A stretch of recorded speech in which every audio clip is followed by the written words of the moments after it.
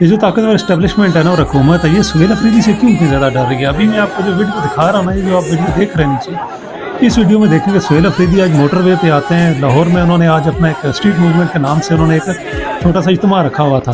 اس سے یہ لوگ اتنے ڈر رہے ہیں کہ آپ دیکھیں کہ چکری روڈ پہ جب یہ پہنچتے ہیں سہیل افریدی، تو وہاں پہ پنجاب پولیس ناکہ لگا کے بیٹھ جاتی ہے اور وہ پولیس وہاں پہ کھڑی ہوتی ہے. وہاں سے تو یہ پھر بھی کسی طرح ان کے ساتھ کافی سارے لوگ اور جمع ہو جاتے ہیں جو پنجاب کے لوگ ہیں. پختونخوا سے وہ اپنے ساتھ کوئی نہیں لاتے، ایک چھوٹا قافلہ ہوتا ہے جو مطلب جہاں پہ جو عام لوگ ہیں وہ نہیں، بلکہ ان کے کچھ آفیشلز اور کچھ ان کے ساتھ جو کارکن ہیں سہیل افریدی کے ساتھ وہ ہوتے ہیں. لیکن پنجاب سے لوگ اس بار نکلتے ہیں، اور میں نے دیکھا ہے کہ آج کی ویڈیوز میں ابھی بھی چل رہی ہیں کہ پنجاب سے کافی لوگ نکل رہے ہیں، اور یہ واحد سہیل افریدی جس کے پیچھے لوگ نکل رہے ہیں، کیونکہ عمران خان نے ان کو باقاعدہ نامزد کیا اسی چیز کے لیے. گنڈا پور تھا، جب آپ خود اندازہ لگائیں کہ پنجاب کے لوگ نہیں نکلتے تھے، پنجاب سے تو بالکل ہی کوئی نہیں نکلتا تھا. پختونخوا کے لوگ تو وہ کسی کے پیچھے بھی عمران خان کہہ دے تو وہ تو فوراً نکل آئیں گے، لیکن پنجاب میں ظلم اور جبر بہت زیادہ تھا.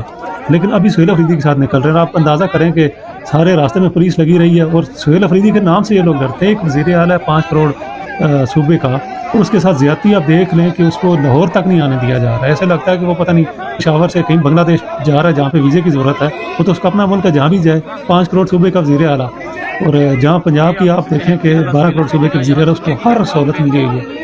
اس کو ایئر فورس کا جہاز ملتا ہے دوسرے ملکوں میں جانے کے لیے. اس بیچارے کے پاس تو جہاز تو کوئی نہیں ہے، ہیلی کاپٹر ہے جو ہر حکومت کے پاس ہوتا ہے. اس کو کہیں جانے دینے کے بجائے اس کا تو پاسپورٹ ہی بلا کر کے رکھا ہوا ہے. یہ حالت ہے. لیکن مجھے لگتا ہے کہ جو سہیل افریدی موومنٹ چلا رہے ہیں نا، یہ موومنٹ بہت زیادہ اثر ڈالے گی، اور مجھے لگتا ہے کہ یہ آخری موومنٹ ہوگی عمران خان کی رہائی کے لیے.